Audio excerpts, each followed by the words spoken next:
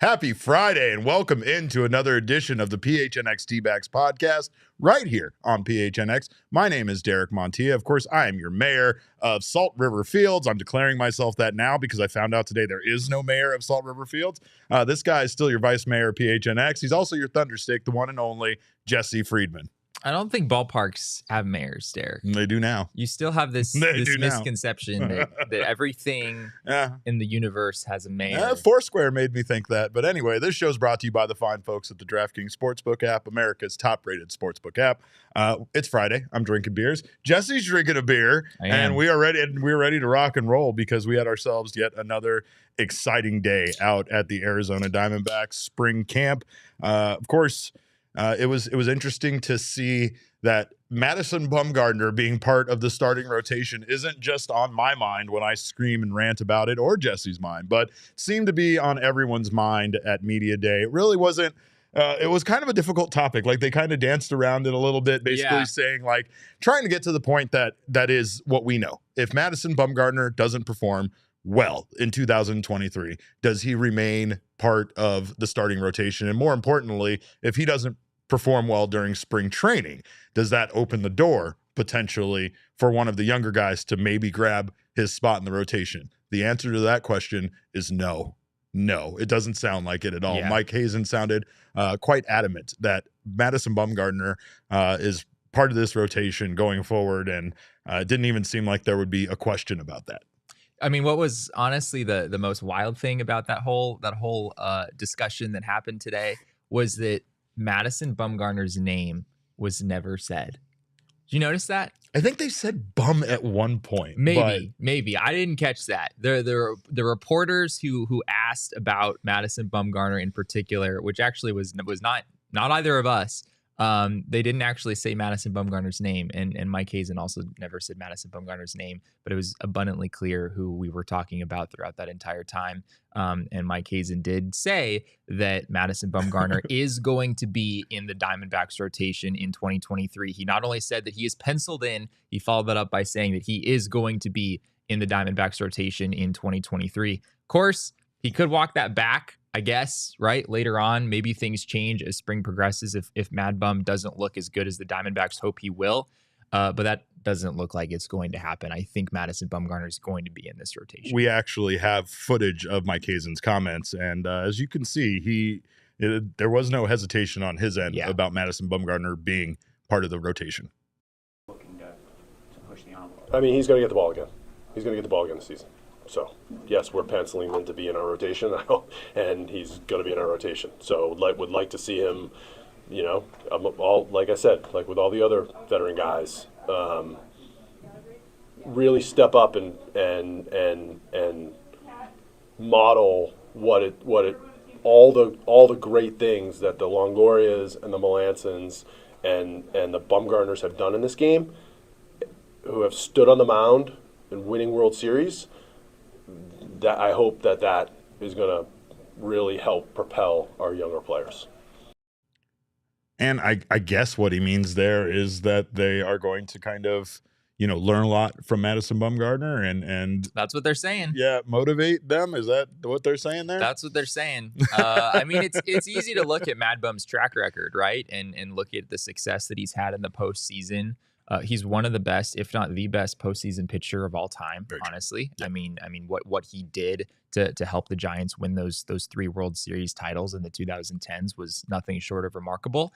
And on paper, like, that's the guy that you want helping lead some of your younger players, right? He's done it on the biggest stage that anyone has been able to throw that well. But yeah, I mean, there's no secret that Madison Bumgarner is not that kind of vocal clubhouse leader. He's not, right, your prototypical, like, I'm gonna really help the young guys along, and I'm gonna make sure that, they have everything they need, and I'm gonna be there for them, when times are tough. Mad Bum, he's just not that guy. I think there's no questions about that. So you certainly understand where the D-backs are coming from. He has the background where he could be that type of player.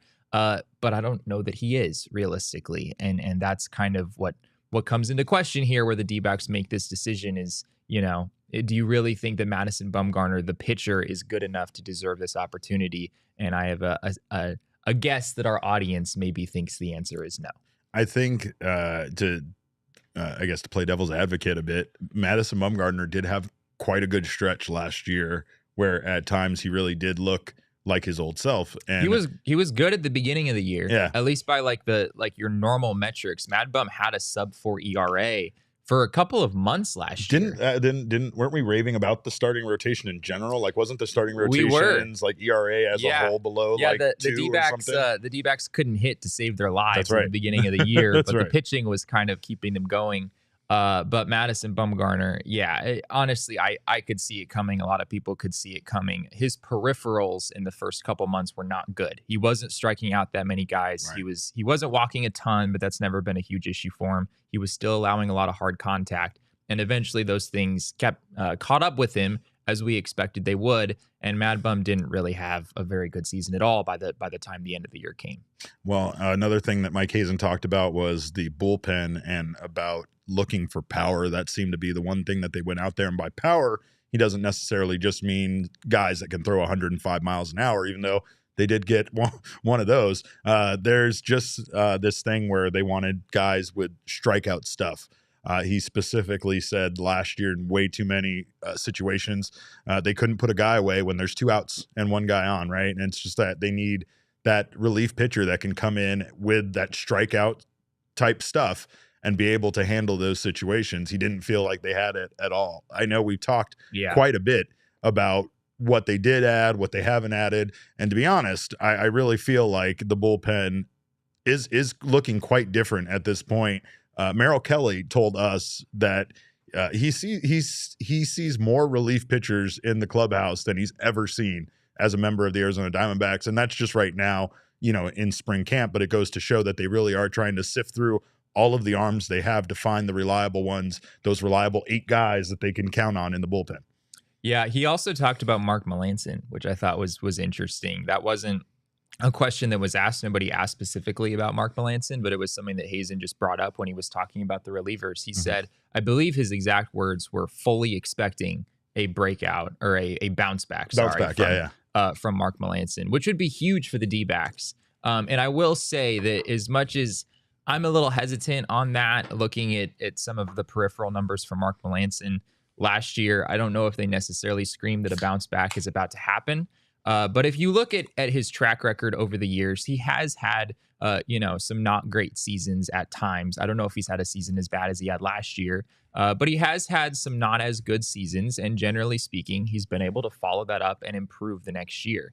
It wasn't necessarily a huge drop off in stuff. His pitches looked, for the most part, pretty similar. I know the velo was down a lot early on. That kind of crept up a little bit as the season progressed.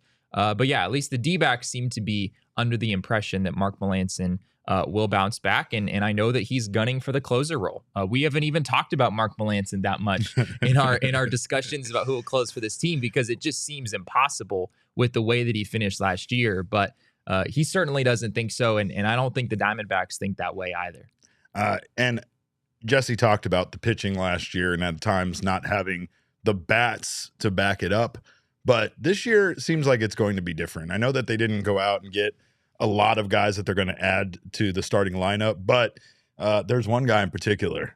And you guys know this guy. That's very exciting, and we're very excited to go out to camp and see him making these sounds with his baseball bat.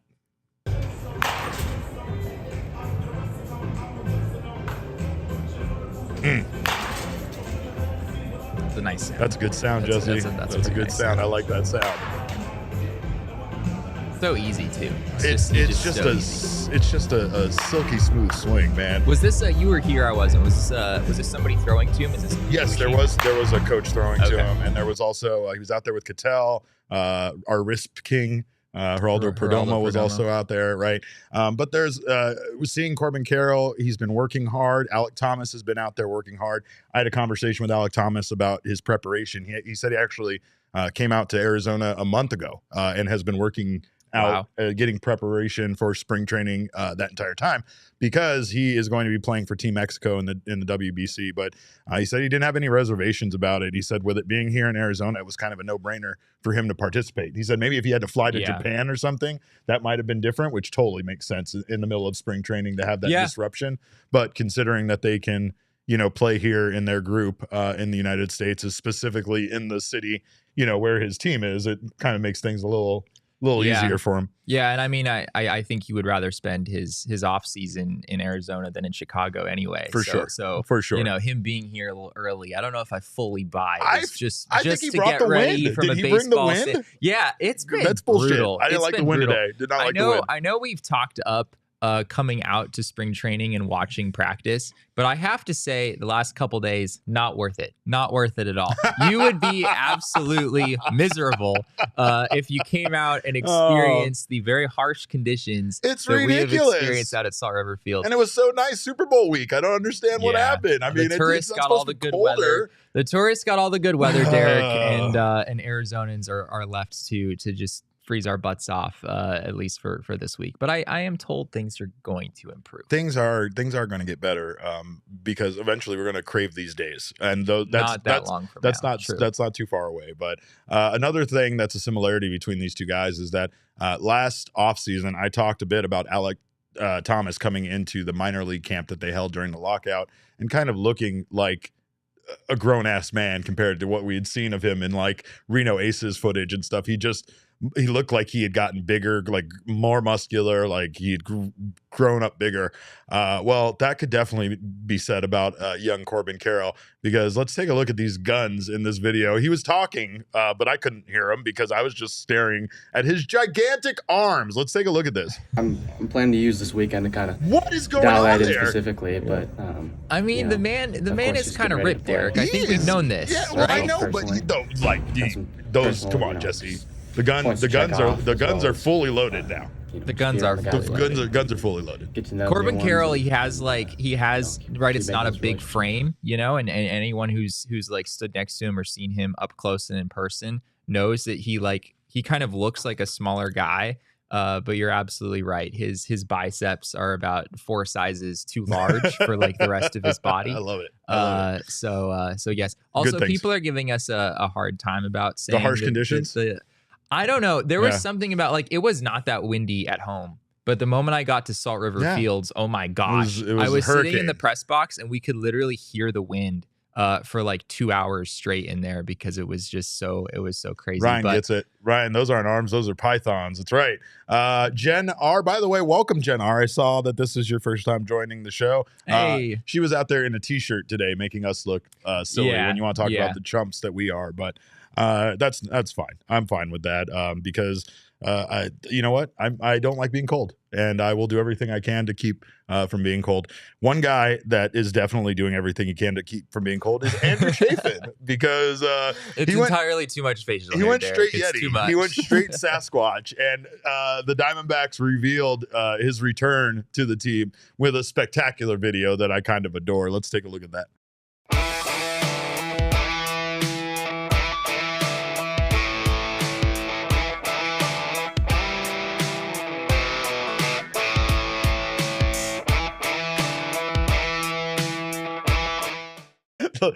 The locks flowing. I love the locks flowing. That's probably my favorite part. I'm not sure if like the way that this video came to be was like the Diamondbacks social media people coming to Andrew Chafin and asking him to do these things, or if Andrew Chafin went to the Diamondbacks social media people and was like, oh, I can make you a really good video. Andrew Chafin is utterly hilarious. He's one of the best people, and we're very, very excited to have him back. More importantly, he didn't really take the questions too seriously at his introductory press conference. He didn't take any of the questions. No, he didn't want. He got hit up with the why did you come back? Why did you choose Arizona out of the way? He's like, come on, you're hitting me up with a hard one. But he just said he really loves Arizona, and it was the place. It was one of the places he wanted to go that gave him an offer. Like, he made it sound really simple. The best deal he got in a place that I liked is I believe exactly what he said. Correct. Yeah. And as Jesse pointed out, he did take a pay cut leaving that option behind in Detroit, which, of course, he might not have known he was going to take a pay cut. Maybe he wouldn't have if he knew how much money he would ultimately get.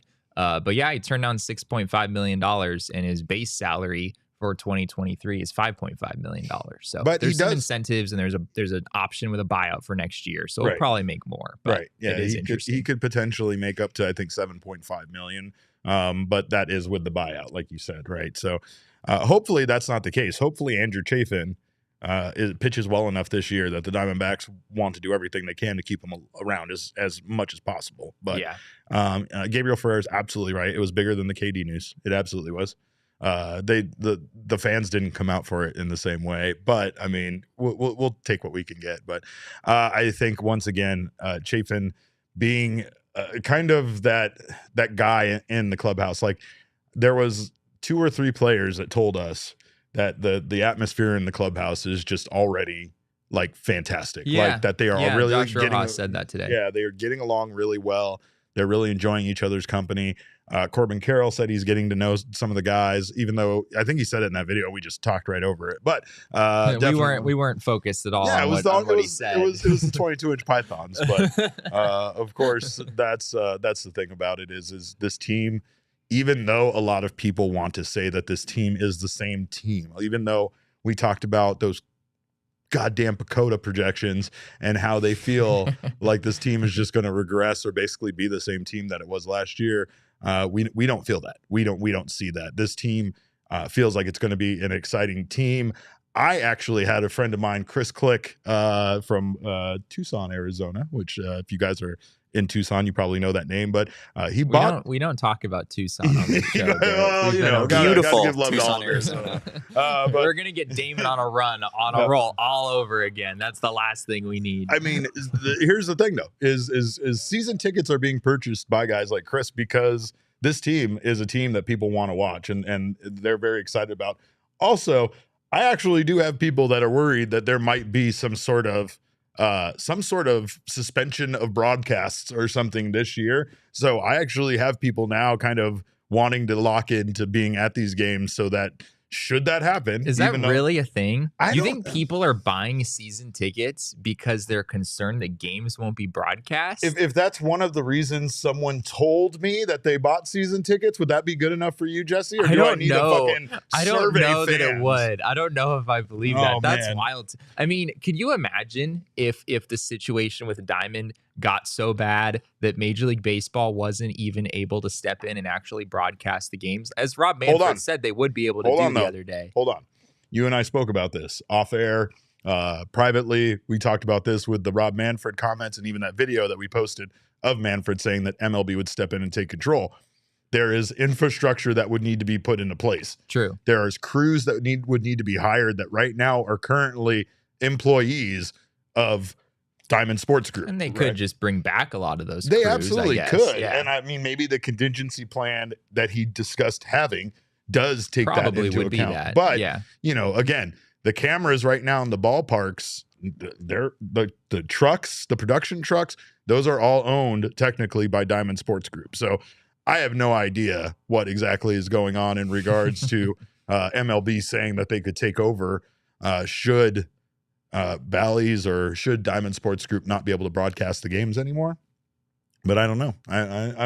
I question that. I question how quickly that process could take place. Hopefully we don't ever have to see it, though. All I will say is that it is telling that someone from Tucson would be willing to buy season tickets because, I mean, Tucson is, 14 hours away, 15 hours away? Yeah. It's far off from anything that's actually worth doing or seeing. Nowhere wants to be there. No one wants to mad live respect. there. Mad respect for your friend, Derek. So help me God. Jen says, no, they bought season tickets to go to FanFest. You're damn right they did. And that's tomorrow, by the way. So it's not FanFest. FanFest. It's not FanFest. It's the MVP. MVP. Most valuable fan. I still don't. Did they actually come out and say what MVP stands for? No, I don't think or is so. that just, I don't think so. I think that, but I just like saying that. But speaking of being valuable, we find you guys valuable. We thank you guys for being here in the chat.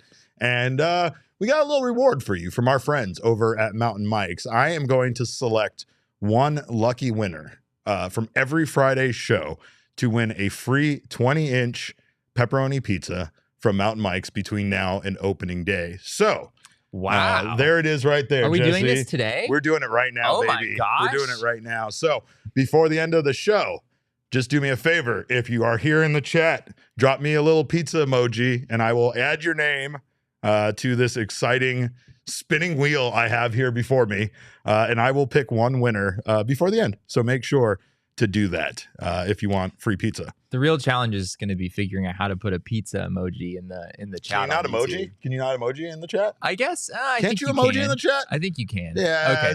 Maybe it's not that hard. Why are you doing? You're the younger person. You should know these things about technology. There's an emoji right there. Hey, we got it. It's not the right one though, Brett. So we need a pizza emoji if you want to be entered into the drawing tonight for the free pizza. That's the rules. Them's are the rules. Thank you, Brett. I appreciate it. Brett figured it out. Brett's the first one entered in. But moving on, of course. We thank you guys for being here in the chat. We want to let everybody know, if you haven't had a chance to do so, make sure to go to Underdog Fantasy. Download the Underdog Fantasy app. You can not only do their pick'em game on your own, which is higher or lower. They'll give you a stat for different sports, point totals, rebounds, assists, pitch counts. We're riding on pitch counts this year, so make sure to get down on their pick'em game. You pick a high, pick a lower on their amount, and you will instantly be added in to win. The more legs you add, the more money you can win. You can win up to $1,000 depending on how many legs you add. So make sure to do that over at Underdog Fantasy. You can also do your daily fantasy sports differently by playing up to 5 of your friends in daily fantasy sports. Draft teams. Whoever has the most fantasy points wins some cold hard cash. So it's this easy to get started. Go to UnderdogFantasy.com or download the app. Sign up with promo code PHNX, and Underdog will match your first deposit up to $100. And don't be an underdog, be an overdog up against your friends, as Jesse Friedman would say. He loves to say that. But am I allowed to put a pizza emoji in the chat? You are absolutely not allowed to put a pizza emoji in the chat, but I might throw one in there just to maybe get myself in there. But we'll see. You can. I just Max can't. specifically said no, so I'm sorry. I don't know if he was talking to you or not, but Max said no. Also, Chris clarified it's the most valuable party. So they actually they do have the acronym actually figured out. Do they really? Okay, well, I guess whatever. I'm fine with that. I still don't know if I love that name, like the most valuable. I don't know. I mean, there's so much controversy over what most valuable means when it comes to players. What does most valuable mean when it comes to a party? That's an entirely different conversation. And I mean, honestly, I know they didn't want to call it FanFest because they didn't want people to think that they were being left out of FanFest, right? But does it make you feel any better that you're being left out of the most valuable party? No, it makes me feel even worse. Yeah, that's fair. Right? I feel worse about it, but I don't know. I'll be there, so I guess I shouldn't feel bad at all. But anyway, if you guys... Thank you for that. Four Peaks beer, by the way. Join them. Jesse's enjoying one. I am. Cheers. These are genuinely very good. These are genuinely very good, he says. And of course, you can get these wherever you get your beers. Four Peaks is a local beer company, so of course we want to support them. And they have all sorts of events going on around this time of the year. Not only is it great to grab their beers when you're watching sports, but it's also great to go down to their A Street pub and check out some of their events. I am going to be building a beer can derby car for their beer can derby, and I can't wait. And if you can't either, make sure to do so, because the beer can derby is on February 25th at Four Peaks A Street Pub in Tempe. Kit pickups are open now, so if you want to show us you got the fastest beer can in the valley, sign up through fourpeaks.com/events. Must be 21 years or older to enjoy, and enjoy responsibly. And I'm enjoying one right now. I'm going to enjoy it a little more. But before we do that, it's time, guys, for another arbitration conversation. Let's do it. Jesse? This time we're talking about the actual thing though. We're not going to bring in. I thought we were going to arbitrate the value of one of these beers. We're not doing that anymore. That's priceless, Derek. It's priceless. You can't put a price. I was going to say $100. You were going to say $200, and I mean we were both going to be right basically. But no, we actually have real arbitration talk to discuss, and that was Josh Rojas losing his arbitration hearing against the Arizona Diamondbacks. Mike Hazen actually went to the hearing, which we found out isn't something that's very common. A lot of times they don't actually send the front office people to do some of this kind of what you could say is dirty work. But I mean, it's not even like it's interesting because Mike Hazen has control. He's basically in charge of the case that the Diamondbacks present at an arbitration hearing, but he's not actually the one doing the talking. So it doesn't make a difference whether he's there or not practically. But as you said, he did make it a point to be there because he basically said like, hey, if we're being forced to like poke holes at the skill set of a particular player, I want to be there in person and not, in a cowardly way, be, hanging out in my suite in Arizona or something, right? Yeah. Like I'm here on the other side of the country while you're in Florida in an arbitration hearing. Yeah, it's not a very good look. So Hazen was there, and Josh Rojas was very appreciative of that. And Mike Hazen very much appreciated Josh Rojas's maturity and the way he handled the situation. He understood his reasoning behind it. Both made it very clear. It seemed to be the best possible scenario as far as the attitude from both sides going into something like this. We've talked about how terrible this process is. Jesse and I were quite kind to each other when it came to the Arizona iced tea can arbitration hearing compared to how some of these hearings can go, right? Neither one of us drug the good name of Arizona iced tea through the mud or brought up its stats, its calorie count, the fact that it, uses sugars as carbohydrates, but doesn't actually tell you what percentage of Maybe we should have, but we didn't do that good enough. We didn't drag its name through the mud like poor Corbin Burns got his name dragged through the mud in his arbitration hearing. But Mike Hazen's comments kind of reflect that this went well and that he kind of respects Josh Rojas for going through this process. It's I talked to Josh this morning. Like, I respect incredibly that he walked into that, advocated for himself the way he did, and that that's his right to go do that. And proud of how he handled it, like a pro, like he always is. But it stinks, frankly. We have to do our jobs too. We tried to explain that, but it's not something that anybody looks forward to in that process. But it's part of the process. It's a collectively bargained right for the players, and he went and exercised that. So,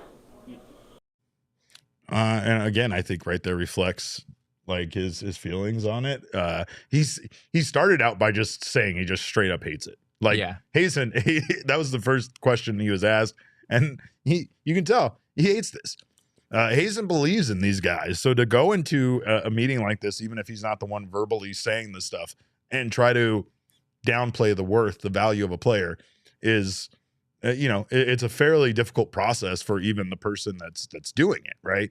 They know the results could be negative. And in some cases, let's be honest, it's not for very much money that they're arguing over. Yeah, here was about $300,000. So yeah, in the grand scheme of things, like we talked about yesterday when we talked about the Corbin Burns situation, a lot of times these cases are not, the two sides aren't separated by that many dollars necessarily. But yeah, Mike Hazen clearly, there's no part of this process that he enjoyed. Josh Rojas did technically say that he enjoyed the process at one point. I don't know if he totally like enjoy. I don't know about enjoy. Yeah. That seems a little bit far, but it's funny because we've talked about Josh Rojas's personality and his competitiveness, his intensity. And he's a fucking gamer. And we just kind of joked about it as like, oh, like that's totally on brand for Josh Rojas, to go to an arbitration hearing. But hearing him talk about it, it's like, oh no, that it is. He did the exact thing we joked about him doing. Like, exactly. He was going in there with that attitude of like, it's me, like it's us versus them. We have figures to present. We're going to present figures that make me look good. They're going to present statistics that make me look bad. Baseball is one of those games that you can find both of those things no matter what, right? Yeah. Like even a guy that has a great WAR, for instance, you can go pull like his defensive numbers and prove that he's not very good. How many bases did he steal? Yeah, how many bases did he steal? How many home runs did he hit? Not many, that kind of thing, right? How many RBI did he have? I don't care if he scored 200 runs, like that kind of thing, right? So like there's something to be said about the fact that he understood that this was going to be a manipulation of data by both sides. And there was one goal by both sides. His side was to make him look as good as possible, and their side was to not. Yeah. But he did say that this never got personal. It never got like nasty. And I think that might be the difference between an arbitration hearing like his versus what happened in Milwaukee, right? Like when you start saying things like, you're the reason why we didn't make the playoffs, that's personal. That goes beyond just statistics and figures and numbers. That goes beyond how many hits you had, or in Corbin Burns' case, how many, what was your ERA, how many wins you had, that kind of thing, right? Yeah. But I don't know. There's like Josh Rojas's attitude, as far as from an organization's perspective, is the best attitude that you could hope for from a player going through arbitration. Just listen to the way he handled this. Right away, he was just kind of joking about the process, about losing. I mean, I don't know if he was joking necessarily, but yeah, well, clearly okay. I mean, come on. All right, go ahead and let's play the video. You tell for yourself. Not for you. I mean, I would have taken a win. That's for sure. I guess you're right. No, but it was a good experience. You know, like I said before, I was happy with the initial offer, but you know, there was some money left out on the table that we felt like we could win, and I felt like I was in a win-win situation, and so me and my agent decided that we were going to go and try to, you know, fight and make a case for a little bit more money, and the D-backs came out on top. Jesse? I mean, you're kind of. I guess at the beginning, he did get a little chuckle out of his initial comment. I think that's the thing is he was just kind of like in kind of good spirits about it. Like he's okay with the final figure he gets. He's still getting more money than he was getting, and in the long run, he was just trying to go through the process to get that little extra bit of money, like Jesse said, about $300,000. But the one thing that he did say during the process, like that sounded kind of crazy, was just about enjoying the experience and by gaining experience by going through this process, like seeing what the arbitration process was from a personal standpoint and what the preparation was like between him and his team versus, you know, the Diamondbacks and how they had to advocate for their sides. Yeah. One of the quotes that stood out to me, which honestly kind of blows my mind, at least it blew my mind initially. It does kind of make sense.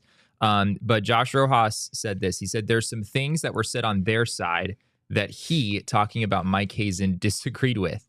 But that's their job. And there's some things that I knew that we said on our side that were a bit of a stretch. So both sides acknowledged. Mike Hazen told Josh Rojas that some of the numbers presented against him he doesn't fully agree with, or that maybe he feels that they don't well represent who he actually is as a player. And Josh Rojas also came out in that interview and said, hey, look, some of the numbers that we said in that arbitration hearing, I don't know if I even buy them myself. Like we're kind of stretching the limits of some of these things, right? And I think it's cool that Rojas is able to come out and just kind of openly admit those things. There's this formality as part of the arbitration process that, you know, you're going to make the best case that you can. It's part of the job to do it. It's part of Mike Hazen's job, and it's part of, you know, Josh Rojas's agent's job as well. Make the best case that you can, even if you don't necessarily even agree with the way that some of the numbers you're using represent the player. Welcome, Joseph Davis. He says, I made a live chat finally. Welcome to the show, sir. Glad to have you here. Make sure if you are here and haven't done so already, to drop a pizza emoji in the chat. I think he already did. They did. I'm just telling other people, Jesse. There's other people out there besides Joseph. We're happy to have Joseph and Brian. Glad to have you guys here. If you haven't done so already, make sure to drop that emoji in the chat, and we'll enter you into a drawing for a free 20-inch pepperoni pizza from our friends at Mountain Mike. So make sure to do so. If you haven't done so already, make sure to grab yourself a PHNX diehard membership over at gophnx.com.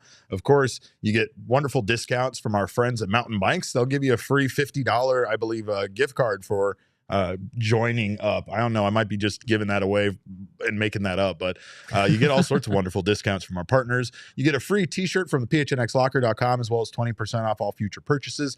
Access to our Discord only, members only lounge in our Discord. It's the best place to be an Arizona sports fan. This guy's full count newsletter, as well as all of the other diehard only pieces on gophnx.com.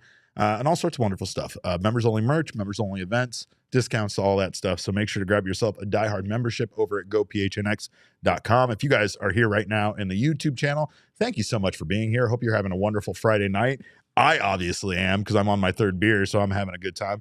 If you haven't done so already, subscribe to the PHNX Sports YouTube channel. Leave us a comment in the chat. Leave us a little pizza emoji. We'll enter you into the drawing. Leave us a thumbs up. That's Jesse's favorite thing in the whole wide world. And also, if you're listening to us right now on your favorite audio podcasting app, make sure to subscribe to us there. Leave us a review. That way we get your feedback and we can do whatever we can to make this show better. That's what we're all about. And we're all about adjusting this show. This 5 o'clock thing is new to us, but we are so glad to have so many of you guys here we've been having a fun time this week. And I am also very like windburned. Is that the word? I'm windburned. Like my face has been in the wind. Now way we're too really much. getting ridiculous. Shut up. I don't like elements. I'm from Phoenix, I said Arizona. I was uncomfortable. I didn't say I was windburned. Oh, I hate it. I hate it. My lips are so chapped. I'm Andrew Chafed is what I am. I'm Andrew Chafed is what I feel like. I today, like but- that. I like that. You like that one? All right. Speaking of Jesse over here, make sure to give him some suggestions for furniture. I'm so sick of going to his new place and seeing nothing but Chase lounges. It's absurd. So he needs new furniture, maybe some pictures up on the walls. So go to morefurniture.com, pick some furniture out for yourself, pick some furniture out for Jesse, maybe buy him a piece or two. He'd love that. I'm gonna go on you think More Furniture has pictures of Chase lounges that I could put on the wall? God, stop it. You want framed images of Chase lounges to go with your Chase lounges. That's so meta. I dig it, actually.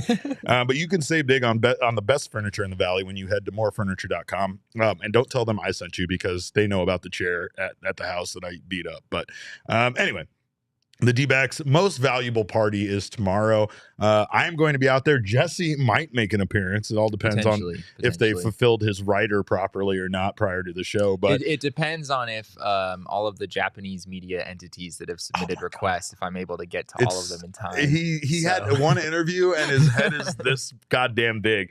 But interestingly enough, I was sent a photo of Chase Field from a source, and Chase Field does not look so good right now, Jesse. They're kind of like resodding the field, and I think they're removing all of that, all of the infield or all of the grass, the fake grass, the artificial turf, which is really weird. I don't know if you've ever seen the artificial turf or what it's comprised of at Chase Field, but it's almost like fibers that they put in. It's not like it's sod. It's not like squares that they put down like tile or carpet. It is like fiber. So they were like almost like vacuuming it up. So expect possibly at the fan. I don't know if they're going to relay it before tomorrow. I doubt it because this was something that was happening yesterday, but I think we're all going to be walking on a dirt field out there at Chase Field tomorrow. Interesting. So are you saying that like since they're not laying them down in like little squares, is someone going out there and laying down like fiber by fiber? No, I don't. Is that how this has to work there? From what I've seen, they have like a bucket and they use like a shovel. Like Okay. it's really weird because one time they were fixing a dent and I kind of sat there and watched them. It was mesmerizing. Yeah, like it was like it went down, so they had to like pull up the grass on top of it and then fill in dirt so that it was flush, that it was even. And then they had to put the fibers back in. And that's when I realized it wasn't that, like they used a shovel to kind of like dig those up and then put them back down. If you've ever been there and seen Chase Field up close, like walk the field, you might even get a chance to see it tomorrow. But like it is really interesting. The artificial turf looks very real. It really does. It looks like it's kind of popping out of the dirt. So it doesn't. Yeah. And Jen says, I don't think field access is happening. Well, that's interesting. So if that's the case, then I wonder where is it just going to be held on the concourse? Yeah. I don't know. Could be yet another reason why they tried to reduce the amount of people at the event. And is everyone going on the roof? Are they gonna, because they can't open and close the roof when people are in the building, but they could close the roof and then have everyone just hanging out on the top. That would actually be really cool. Like you're not allowed to drink on the show anymore. That's fucking enough beer for you. Oh my God. I guess they probably don't have the infrastructure on the rooftop for like people to be walking around up there. I don't know if they have like railings or anything on the edges, but I'm not letting you drink any more I love beers. A rooftop experience, Derek. And I'm just saying that's one of the higher roofs that you'll find in downtown Phoenix. It is true. So. Yeah. I love the fact that Chase Field is, you can't miss Chase Field if you're flying into Phoenix in a plane. No. Period. No, you just can't. Yeah. I don't know if you necessarily think it's like some beautiful building or anything, but it's there. I mean, you can't not acknowledge that it's there. When that roof is dirty, it's really ugly looking. I won't lie. Is it not just that color naturally? Is that dirt that's Oh accumulated? no, it's absolutely fucking dirt. Yeah, no. Okay. If you look at old pictures of Chase Field, like from like 15, 20 years ago, it's white. Yeah. It's like an off-white color. Like, don't get me wrong, it's not like white, but yeah, it's a white. It's supposed to be white. Jesse thought it was D-back sand. Yeah, right. It's the Sonoran desert color. Yeah, too many haboobs. So we need to get people on the roof of Chase Field with some paper towels and Windex, and we need to wipe. There you go. That's a good way. Down. That's a good way to provide not only a unique experience but also get some work done. I like it. Everybody has to wear these shoes up here, and everybody's that's why they call it the most valuable party because like Like, you want to talk about value. I mean, if everyone who's there is helping clean the roof, I mean. Yeah, Jen agrees with you. She says roof access would definitely make it an MV part. MV part. I hate it. I hate MV party. I hate party. it. I don't like it. Giveaway updates, by the way. We talked about it. Arizona Diamondbacks had a very cute Valentine's/Galentine's tweet that went out showing that they will have a very, very cool Zach Gallen. I believe it's in honor of his scoreless inning streak because I think it's got the 44.1 on the base. Like the base is comprised of that. So that's very cool. We also got a video this week from the Arizona Diamondbacks showing off that the Serpientes replica jersey will be back this year. Very good video. They have some young folks, I think, working over there because they had like the Adventures of Gumball and shit in there. I dug it. But Serpientes jersey, black on black, Jesse. No more. It's not the beige on black, which the players wear. It's not the black with the beige Serpientes that we saw last year. It is a black jersey, black Serpientes with a beige outline. And I won't lie, it looks pretty goddamn slick. I don't know if that's pretty cool.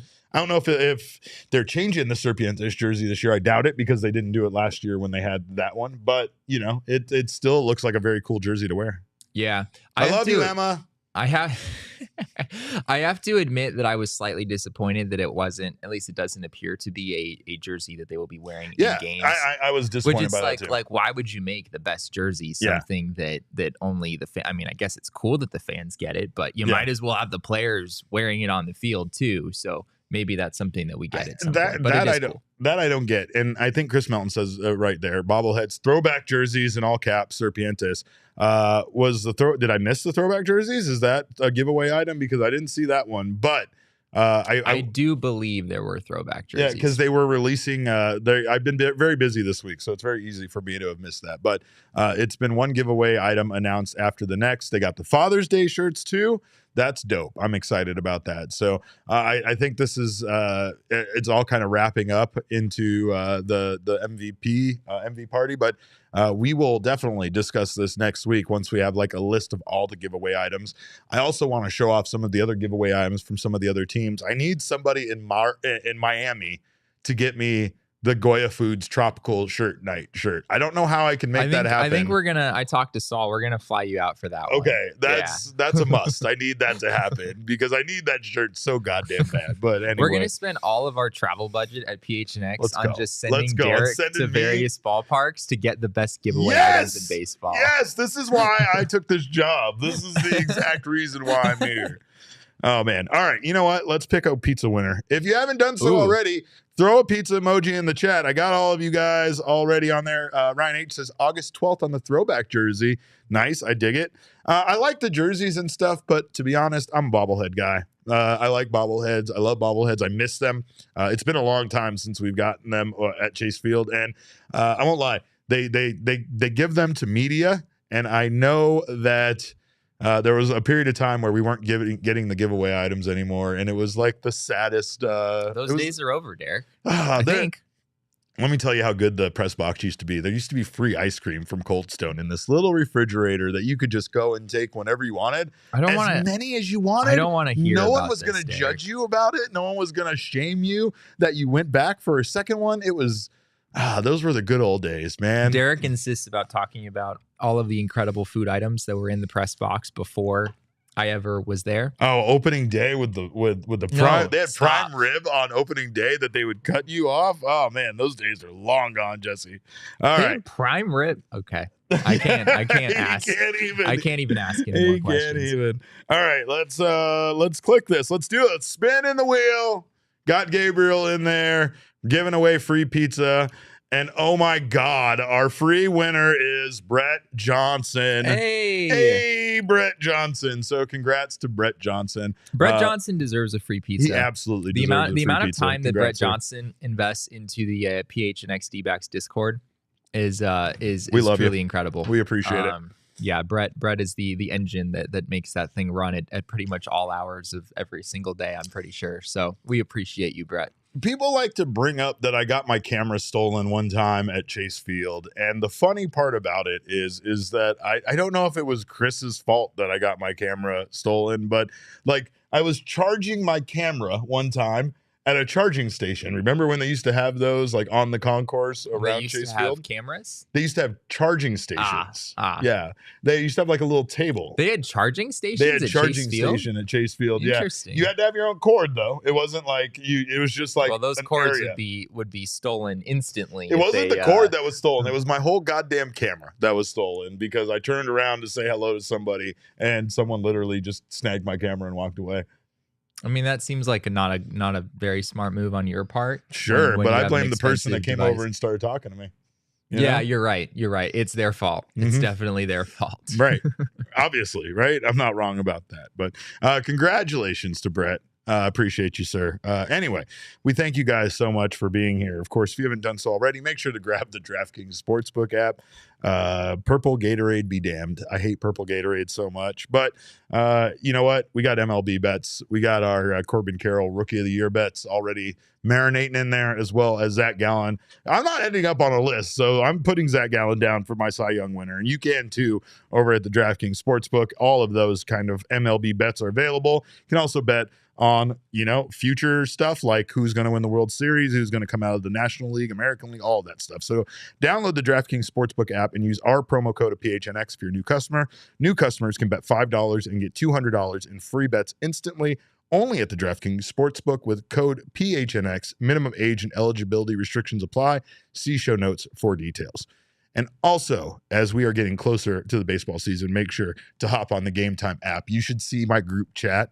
My group chat literally turned into a Game Time ad today because we were talking about buying pro wrestling tickets for next week. For those of you that are wrestling fans, who's coming to fan. Don't buy them now, Derek. Don't buy them now. That's what I was telling them. They were all talking about how they were pretty good priced on there. I was like, what are you guys doing? Procrastinate. We buy these tickets on the day of. Not to mention that I might get some comps, but that's a whole other thing. If I don't get the comps, I know I'm going to the Game Time app and I'm saving 60% on those tickets. And you can too. Concerts, events, Penn and Teller is coming up. I got second row seats for that. I didn't buy them on Game Time, but that's because I love Penn and Teller. They're like my uncles that are real weird and do magic. But anyway, save up to 60% on tickets when you buy tickets last minute.